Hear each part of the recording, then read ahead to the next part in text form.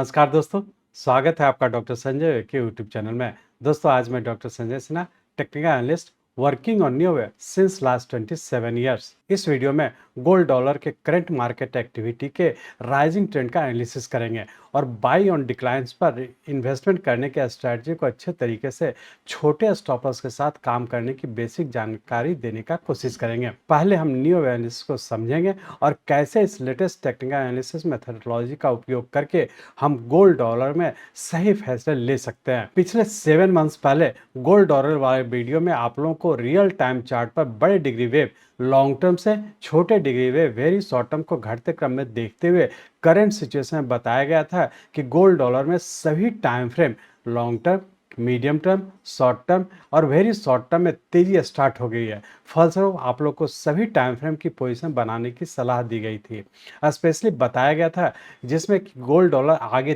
तेजी है की संभावना व्यक्त की गई थी। आप लोग देख ही रहे होंगे कि किस तरह से वेव को फॉलो करते हुए आगे की ओर बढ़ रहे हैं। आप लोग पुनः उस वीडियो को देखकर समझ लें। अब इस यूट्यूब वीडियो में पहले वाले वीडियो की तरह ही उसके कंटिन्यूएशन में गोल्ड डॉलर को न्यू वेव लेंस के द्वारा एनालिसिस करने की कोशिश करेंगे और विशेषकर यह देखने का कोशिश करेंगे कि किस तरह से नए हाई की तरफ मूव करने की संभावना है। इन सभी चीज़ों को समझने के लिए चलिए हम लोग चलते हैं गोल्ड डॉलर के रियल टाइम चार्ट पर। ये गोल्ड डॉलर का हम लोग का मंथली चार्ट है और इस मंथली चार्ट में हम लोग देख रहे हैं कि हम लोग के पास जो डाटा है 1970 से है और 1970 के डाटा के तहत देखें कि हम लोग का यहीं से हम लोग का लो बना है। तब हम लोग ये देखने का कोशिश करेंगे कि यहाँ पे जो 1970 में जो हम लोग का नीचे का लो बना हुआ वो $35 का बना हुआ और यहाँ से हम लोग का ऊपर की ओर कंटिन्यू कर चुके हैं। और इस तरह से हम लोग कह सकते हैं कि 1970 में जो हम लोग का लो बना था उसके बाद हम लोग ये देखने का कोशिश करेंगे कि यहाँ से जो हम लोग एक ट्रेंड लाइन ड्रॉ कर रहे हैं तो इस पॉइंट को टच कर रहा है।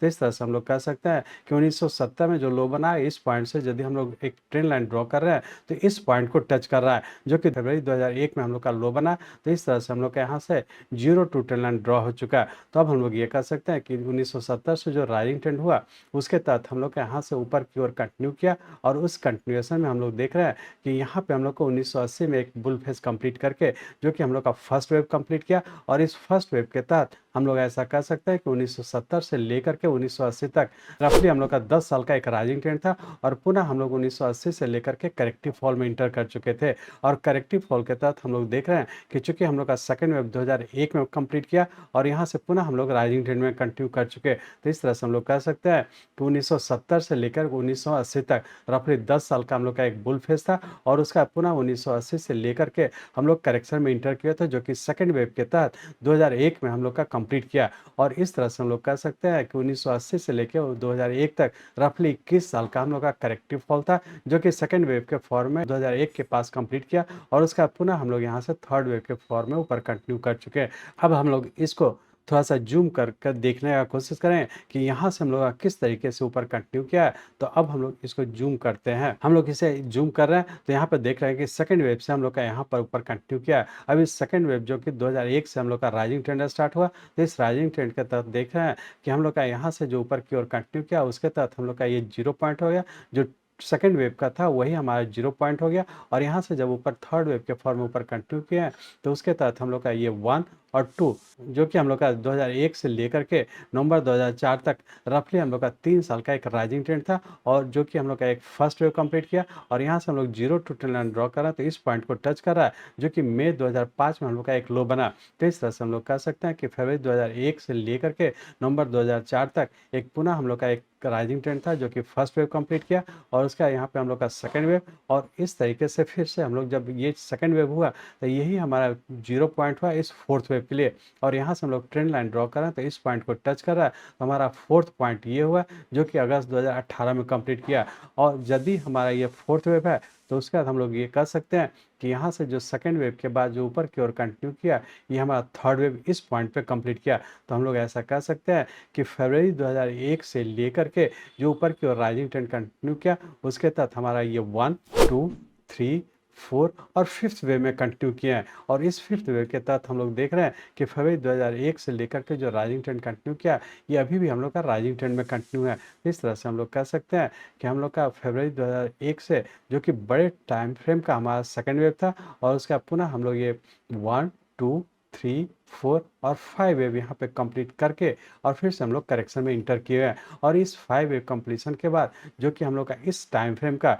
जो हमारा सेकंड वेव जो फरवरी 2021 में हम लोग का सेकंड वेव था, उसी टाइम फ्रेम का हमारा ये थर्ड वेव इस पॉइंट पे कंप्लीट किया और हम लोग फोर्थ वेव में इंटर किए हुए हैं। अब हम लोग ये देखने का कोशिश करें कि यहाँ पर फिफ्थ वेव बनने के बाद जो कि बड़े टाइम फ्रेम का हमारा थर्ड वेव था, जो कि अगस्त 2020 में कंप्लीट किया, तो हम लोग ऐसा कर सकते हैं कि फरवरी 2001 से लेकर के अगस्त 2020 तक के रफली 19 साल 20 साल का हम लोग का एक राइजिंग ट्रेंड था, जो कि थर्ड वेव के फॉर्म में इस पॉइंट पे कंप्लीट किया और उसका हम लोग फोर्थ वेव में इंटर किए हुए हैं। अब हम लोग ये देखने की कोशिश करेंगे कि ये फोर्थ वेव का फॉर्मेशन हुआ जो किस पैटर्न में है। तो इसके लिए हम लोग इस वीकली चार्ट में आते हैं। इस वीकली चार्ट में हम लोग देख रहे हैं कि यहाँ पे हम लोग का थर्ड वेव कंप्लीट करने का फोर्थ वेव के तहत नीचे का ए, बी और सी वेव में इस पॉइंट पे कंप्लीट किया और इस सी वेव में कंप्लीट करने के बाद फिर से हम लोग ऊपर की ओर कंटिन्यू कर चुके थे। तो जैसा हम लोग पिछले वीडियो में आप लोग से डिस्कस किए थे, जिस समय कि हम लोग इस पॉइंट पे थे, यहाँ पर थे, आप लोग से ये डिस्कस किए थे कि चूंकि हम लोग का ए, बी और सी वेव इस पॉइंट पे कंप्लीट करने के बाद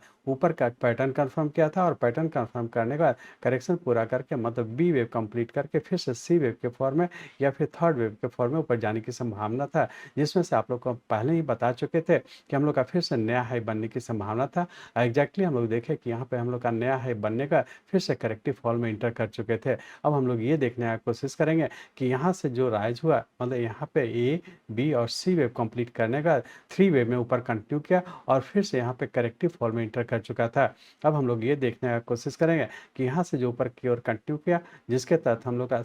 ए, बी और सी वेव में इस पॉइंट पे कंप्लीट किया। हम लोग पिछले यूट्यूब वीडियो में आप लोग को जैसा डिस्कस किए थे, उस समय हम लोग इस पॉइंट पे थे और इस पॉइंट पे आप लोग को डिस्कस किए थे कि हम लोग का तेजी जारी है और फिर से नया हाई बनने की संभावना था। एग्जैक्टली हम लोग का नया हाई बन करके फिर से नीचे करेक्टिव फॉल में इंटर कर चुका है। अब हम लोग ये कर सकते हैं, यहाँ पर जो हम लोग का एक राइज कंप्लीट किया था वो हमारा थ्री वे में ऊपर की ओर कंप्लीट किया था, जिसके तहत ऊपर का ए, बी और सी वे भी इस पॉइंट पे कंप्लीट करके जो कि बड़े टाइम फ्रेम का हमारा ये हो गया और उसका पुनः हम लोग यहाँ पे देख रहे हैं कि पैटर्न कंफर्म किया, जो इंडिकेट कर रहा है कि हमारा ये थ्री वे में ऊपर कंप्लीट करके पुनः हम लोग नीचे करेक्टिव फॉल में इंटर कर चुके थे। और इस करेक्टिव फॉल के तहत यहाँ पे हम लोग देखे कि पैटर्न कंफर्म किया और पैटर्न कंफर्म करने के बाद फिर से नीचे करेक्टिव फॉल में इंटर कर चुका है। अब हम लोग ये देखेंगे कि इस करेक्टिव फॉल के तहत जो हमारे यहाँ पे ए वेव कंप्लीट किया, तो नीचे के लिए हमारा यही जीरो पॉइंट हो गया और यहाँ से हम लोग जब जीरो भी ट्रेंड लाइन ड्रॉ कर रहे हैं तो इस पॉइंट को टच कर रहा है, तो ये इंडिकेट कर रहा है कि नीचे का ए